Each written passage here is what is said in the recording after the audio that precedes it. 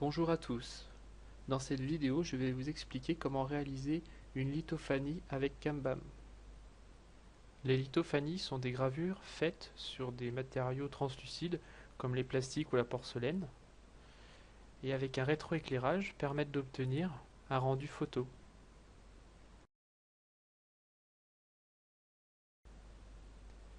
Dans ce tutoriel, je vais partir d'une image stylisée de la machine JCNC, dessiner, surface, depuis une image bitmap. J'ouvre mon image. Taille de sortie, largeur 100. Je laisse la hauteur à 0 pour que Kanban conserve les proportions. Pas de la grille 0,5, 0,5. Le pas correspond au maillage STL qui sera généré. C'est une surface constituée de petits triangles qui n'auront que 0,5 mm de côté. Hauteur maximum, ma pièce fera 6 mm et je veux qu'il me reste 1 mm en fond de gravure. J'inverse les couleurs pour que le blanc soit gravé en profondeur et que le noir reste au-dessus de la pièce. Créer la surface. Comme vous pouvez le constater, j'obtiens ma machine avec une variation de profondeur.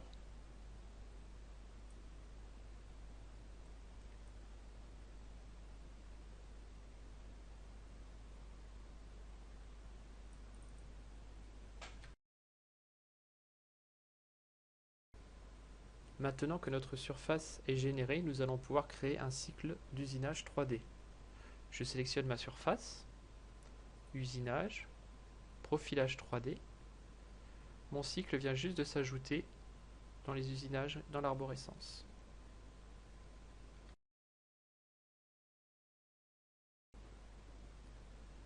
On peut maintenant passer au paramétrage. Toutes les valeurs données dans cet exemple sont fictives. Je me suis lancé dans cette vidéo sans avoir choisi la matière. Diamètre de l'outil 2 mm. Forme de l'outil fraise à bourron. Vitesse d'avance 600. Vitesse de plongée 400. Le recouvrement, je le laisse à 0,4. Incrément de passe. Dans mon exemple, la profondeur fait 5 mm, donc je vais tout prendre d'un coup, même si dans la réalité, il faudra prendre un petit peu moins, parce qu'avec une fraise de 2, si vous prenez 5 mm, un tant soit peu que la matière soit dure, vous cassez votre outil. Plan de dégagement 10 mm. Profondeur finale 1 mm. Surface de la pièce 6 mm.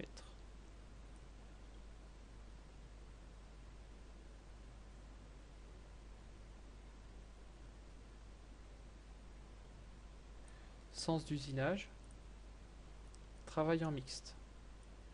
Sinon votre fraise passera autant de temps à survoler la pièce et à repartir au début qu'à usiner.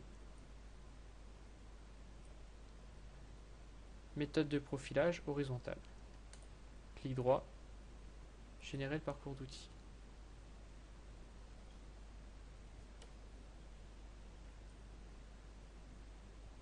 Et voilà.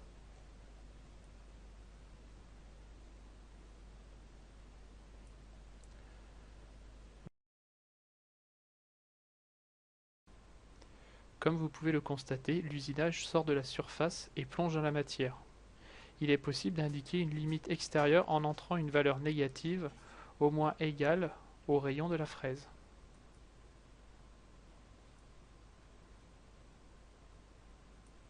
Étendre les limites, -2, générer le parcours d'outils. Et voilà.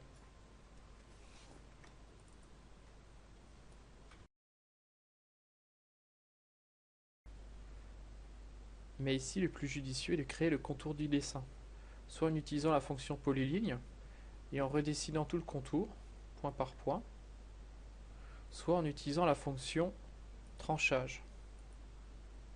édition, surface, tranchée suivant Z. La hauteur de notre pièce fait 5 mm. Donc je programme un tout petit peu moins, 4,9. OK. Et voilà le résultat. Je cache les hachures, je cache la surface en créant un nouveau calque. Nouveau calque. Je sélectionne toutes les polylignes qui ont été créées, qui correspondent au contour. Je le glisse dans le nouveau calque et je peux maintenant cacher le premier. Voilà.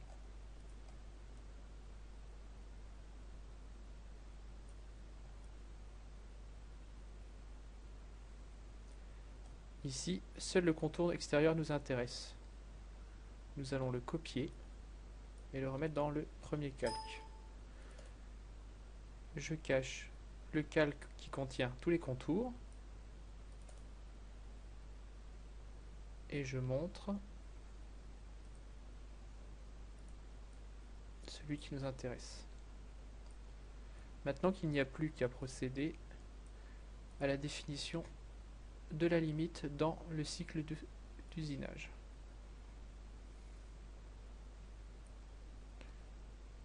Idée de la forme limitante. Je sélectionne mon trait, entrée, j'en ai qu'un seul.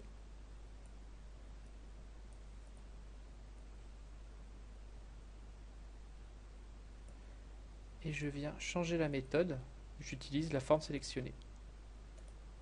Générer le parcours d'outils. Et voilà.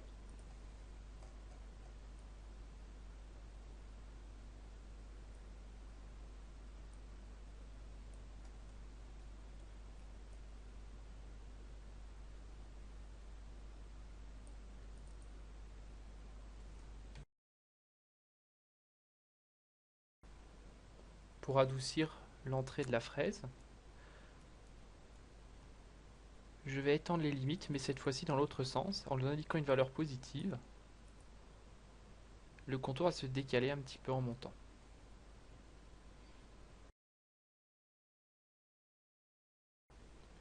Maintenant que nos paramètres sont bons, pour augmenter le détail de notre gravure, nous allons procéder à un balayage dans l'autre axe. Nous sommes à l'horizontale, nous allons travailler en vertical.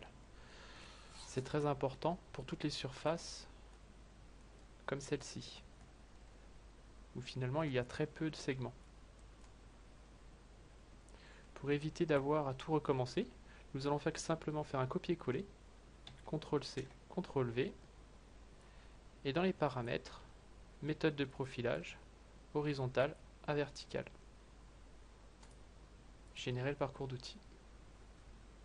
Et voilà. Et là on constate qu'on a une multitude de segments, donc une meilleure définition. Il est difficile de s'en rendre compte, mais Kanban ne nous a pas donné 1 mm entre le dessous de la surface et l'origine 0. C'est à nous de le déplacer manuellement. Pour cela, on va dans Surface, Transformer, Translation, suivant l'axe Z, quantité 1 mm, appliquer. La valeur vient d'apparaître ici. OK. On a vu notre dessin remonter. Maintenant, on régénère le parcours. Et le point le plus bas sera celui programmé de 1 mm. Surface de la pièce 6, profondeur finale 1 mm.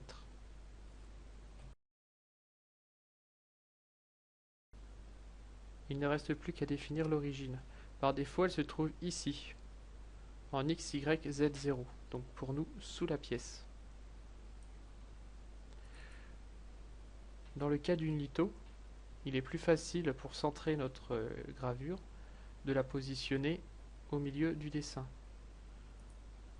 Deux possibilités, soit usinage, définir l'origine, on connaît la hauteur de notre pièce, c'est 100 par 100, donc je vais me caler au milieu, 50 par 50, on a la valeur qui s'affiche ici.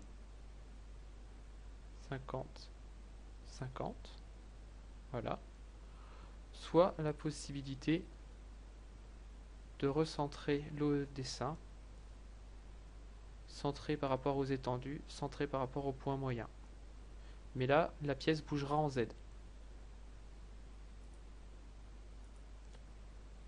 Il ne reste plus qu'à choisir notre post-processeur, EMC2 pour moi, et à générer le code. Créer le fichier G-code. Et voilà.